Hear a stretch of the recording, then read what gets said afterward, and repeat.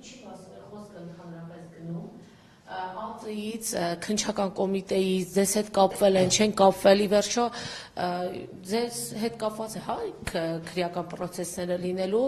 ինչ-որ բան ասել են, չեն ասել, ծանուցել են, եկել են ձեր հետևից, չեն եկել, չգիտեմ, և դուք ենթադրում եք ձեզ կալանավորելու են, չեն կալանավորելու, և վերջին հարցը, ինչպես եք գնահատում, որ արձակուրդի մեջ գտնվող Փաշինյանը հանձնարարական է տալիս իրավապահներին, կարծես այսպես ազդակ տալով նաև դատարաններին, հա, որպեսզի ձեր վերաբերյալ վարույթներ լինեն, ձեզ բանտ նստեցնեն, շնորհակալություն։ Ես արդեն նշեցի, որ պետական դավաճանը Նիկոլ Փաշինյանն է, ինձ հետ կապված ոչնչից տեղյակ չեմ և չի կարող տեղյակ լինել, որևէ հարց այդ թեմայով չի կարող լինել։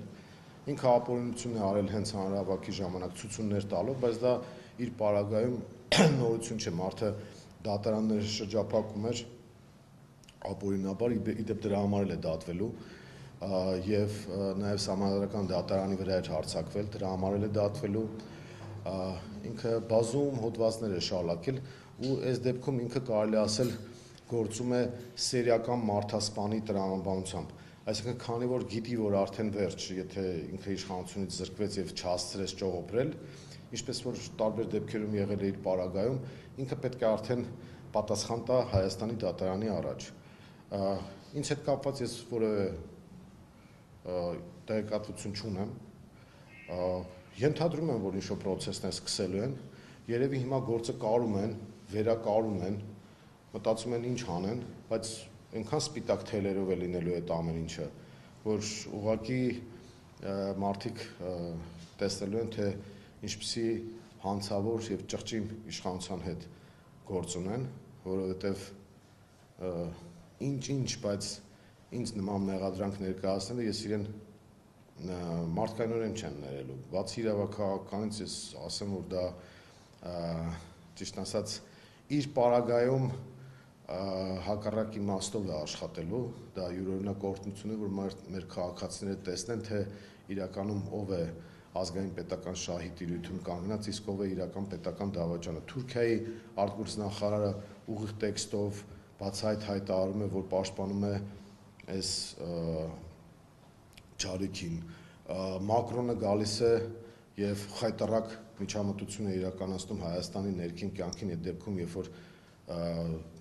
նույն Ֆրանսիայի ներսում ինքը բավական ցածր վարկանիշ ունի մեկ և երկրորդը դա ուղիղ միջամտություն է Հայաստանի ներքաղաքական կյանքին, որը մեր օրենսդրությամբ էլ է արգելված և նաև միջազգային պրակտիկայով ընդունված չէ, թեև այսօրվա Եվրամիության որոշ ղեկավարների վարքագիծը ցույց է տալիս, որ այդ առումով պետք չի զարմանալ, իրենք խայտառակ ձևով միջամտեցին Մոլդովայի ընտրություններին, ուզում էին միջամտել Բելարուսի ընտրություններին, Վրաստանում 2008-ին արեցին քայլեր, որով բերեցին նրան, որ Վրաստանն ու Ռուսաստանը մշտապես պրոբլեմներ ունենան և դառնան մանրադրամ, Վրաստանի այսօրվա իշխանությունները չեն վարում Սաակաշվիլու քաղաքականություն, դրա համար քննադատության են ենթարկվում Եվրամիության այդ գլոբալիստական և հակազգային իշխանությունների շրջանակների կողմից, Վրաստանը խուսափեց մանրադրամային քաղաքականությունից, բայց Նիկոլ Փաշինյանը համաձայնել է դրան։ Ցավալին այն է, որ Արևմուտքի այդ շրջանակների ծրագիրը դա նշանակում է ուղիղ Թուրքիայի ազդեցության աճ Հայաստանում։ Ռազմաբազայի հեռացումից Հայաստանի Հունիսի 26-ին ժամը 20:00-ին մարզահամերգային համալիրում աներևակայելի շոու ծրագիր, հունական կրակոտ ռիթմերը Նիկոս Վերտիսի և մեծ նվագախմբի կատարմամբ։ Վայելեք հունական մթնոլորտը Հայաստանի սրտում։ Տոմսերը Ticket.am կայքում։ Մեր պետությունը դեռևս գոյություն ունի։ Շատերին թվում է, որ ՄԱԿ-ով ճանաչված Հայաստանի Հանրապետությունը ամեն դեպքում կմնա քարտեզի վրա, բայց այս իշխանության վարած քաղաքականության դեպքում մենք կարող ենք ունենալ մի վիճակ, երբ որ Հայաստանի Հանրապետությունը արժանանա Արցախի ճակատագրին։ Կարող է անունը այդպես մնա, կամ կարող է փոխեն լկտիաբար Արևմտյան Ադրբեջան դնեն, բայց Նիկոլ Փաշինյանի ծրագիրը պետք է նայել իր անձնական պրիզմայի տեսանկյունից։ Ինքը իր կաշին է ուզում փրկել, ինքը հասկանում է, գիտի թե ինչ է արել եւ գիտի թե ինչ է ուզում անել։ Հիմա մտածում է կամ ես մինչև սերիական մարդասպանի տրամաբանությամբ պետք է գնամ ու զոհաբերեմ հիմա արդեն ամբողջ Հայաստանի Հանրապետությունը, ոնց որ Արցախը զոհաբերեց, եւ փրկեմ իմ կաշին, հետո կորոշի փախնել Անկարա, Բաքու, Փարիզ կամ Կանադա, ասենք, դա արդեն երկրորդական հարց է տվյալ դեպքում, ինքը այդ ուղղությամբ է գնում, այսինքն ինքը պետական դավաճանության բեռը շալակին կատարում է քայլեր, որոնք իրեն բերելու են մի վիճակի, երբ որ պարզ չի դառնալու, թե իր ճակատագիրը ինչպիսին է լինում, բայց ինքը ուզում է փրկվի։ Ինքը ուզում է փրկվի, այն ինչ որ ձեռք է բերել պահպանի, այսպես։ Մենք այդ պրիզմայով պետք է նայենք։ Ես շարունակեմ հարցազրույցը զուգում։ Դուք